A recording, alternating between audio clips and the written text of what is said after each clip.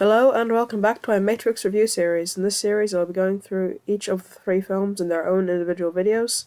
I have already done a review of the first Matrix and now it is time to dive into the second, and probably the most divisive film in the series. Now I can't say I was particularly excited to rewatch this one, as from what I remember I didn't really like it that much. But no, I did actually quite enjoy The Matrix Reloaded on rewatch.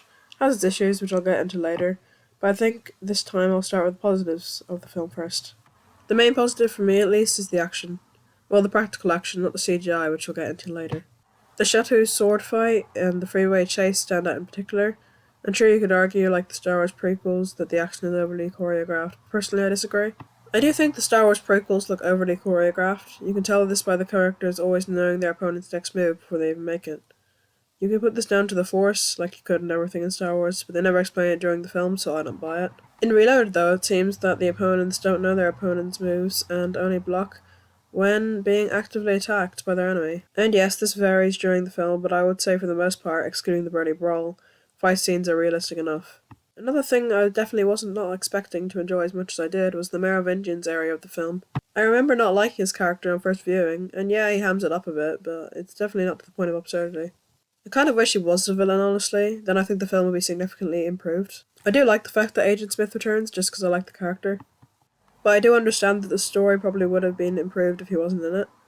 I would also say that this is the last time Morpheus was good in a Matrix movie, as in Revolutions he's very sidetracked, and doesn't have much to do at all in the plot. Also, the soundtrack is actually my favourite of any Matrix movie, including the original.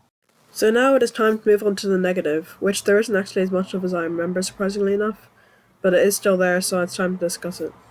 First of all, the CGI, which for me is hands down the biggest problem with the film. They really did think this would age well and still look good in the future. Well, unfortunately, they were very wrong, as when I'm watching the film, I have to remind myself that I'm not playing Halo 3 on the Xbox 360.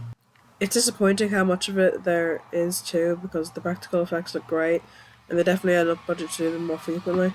Another big problem is the first 30 minutes of the film. I think the whole Zion area is very slow moving, and I get to its point is to get us to care about the city and all, but by the end I might have cared more about Zion if I hadn't seen it in action. The Wachowskis don't seem to trust their audience to figure out visual metaphors themselves, so instead they have characters explain it to us across the film.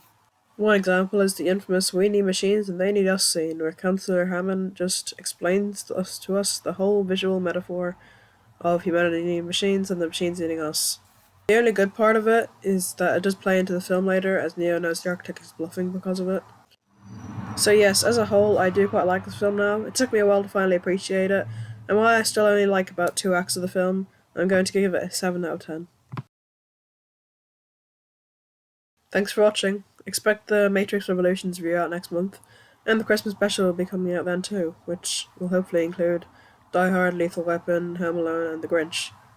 Oh yeah, and then so will The Matrix 4, of course, so I'll be reviewing that when it arrives. I was also thinking of doing more series reviews, like this, maybe Terminator, Die Hard, or Star Wars.